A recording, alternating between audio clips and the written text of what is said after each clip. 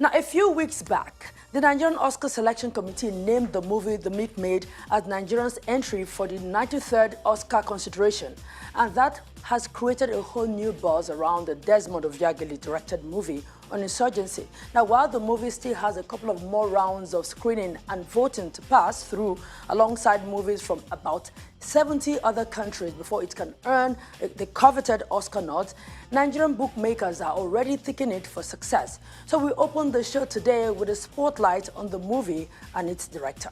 Do enjoy it. The story of the trouble beleaguering the northern part of Nigeria is reflected in Desmond Obviagele's sophomore feature movie, The Milkmaid, and has been pushed forward by the Nigerian Oscar Selection Committee as the country's flag bearer in the next Academy Awards. This is getting the cast and crew excited, including the director. Well, I can't say I saw it coming. Obviously, you hope that it will come, and you try to prepare yourself just in case it comes. But it having happened, obviously one feels very exhilarated, very grateful, very thankful, because it's not automatic that you shoot a film and it gets to this sort of level. So we're very, very humble and very, very thankful. It started from last year when Nigeria made its first submission. Unfortunately, that was disqualified. But even just from last year, that attention and awareness was there amongst filmmakers that, hey, if I shoot a high-quality film, I stand a very good chance at representing Nigeria at the most prestigious platform for filmmaking globally. So that awareness started last year, and hopefully this year even more so. By the time our film continues its journey beyond just the preliminary voting stage of the Academy, but hopefully, getting shortlisted for the shortlist of 10 in February, and then, if you're fortunate enough, shortlist of 5 in March. So the further the Milkmaid goes along that journey towards the Oscar itself, I think the more the awareness will be and the more the incentive will be for local filmmakers to actually strive and push to actually shoot a film, as they say, SWI, shoot with intent, with the intent of actually competing for to represent Nigeria at the Oscars. Shooting with intent means his budget is in sharp contrast to the more conservative Nollywood template. With a background in the financial industry, Obviagele is already working the mathematics of profitability. If you're shooting a film in Nigeria, which we hope to primarily monetize in Nigeria, and you shoot the film at, say, $5 million, then that's going to be quite a stretch to expect to recoup that from the Nigerian market alone. So we do have cinemas, and the cinemas are increasing, not necessarily exponentially in terms of growth rate, but they are increasing steadily.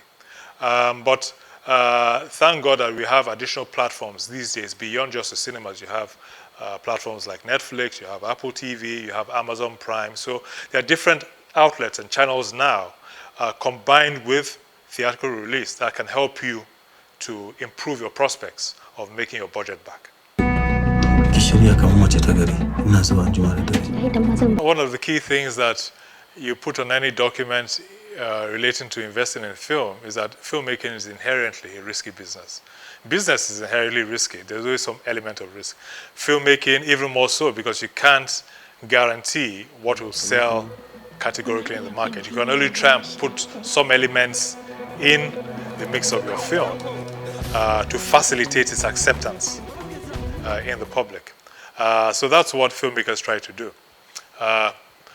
One of the additional layers of risk in shooting for this particular competition is that it needs to qualify from a foreign language point of view. So it means that you can't shoot entirely in English. You must ensure that at least 51% of your audio soundtrack for your film is in a non-English language.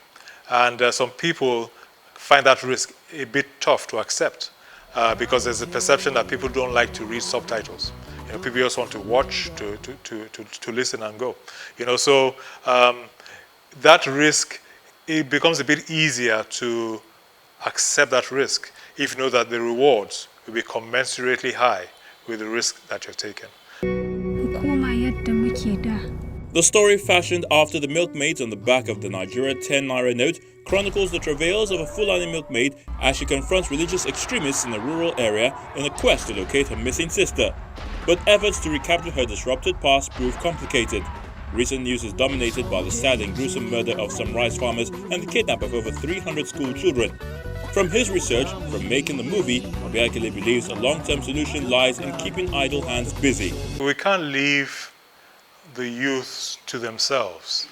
They will become prey to all sorts of forces and influences. So there must be a concerted effort to actually reach out to the youth, to engage them, to ensure that as much as is possible, they are involved in some form of constructive activity, whether it's school, and particularly something that economically empowers them. Because if the youth are not economically empowered, they become prey to forces who tempt them into a lifestyle that gives them some purpose or vision for their lives. If they don't have society providing them with that outlet to have a vision for themselves, someone else will come in and provide that vision for them, which is what they're doing.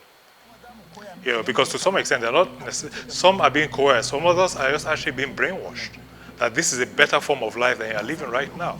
So you have to be able to give them a lifestyle or opportunities that can compete with the alternative that's being presented to them. And if you can't present them with that, then you end up with situations like you're seeing right now.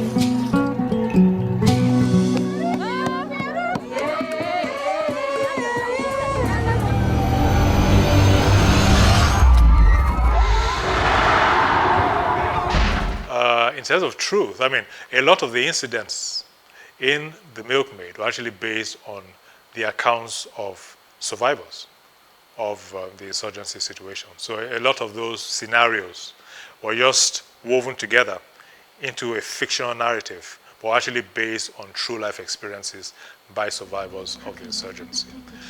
So that's actually what I did. I went into a research mode. I researched a lot of articles and interviews online from different sources and tried to piece those together to come up with a storyline that represented the authentic experiences of victims of insurgency.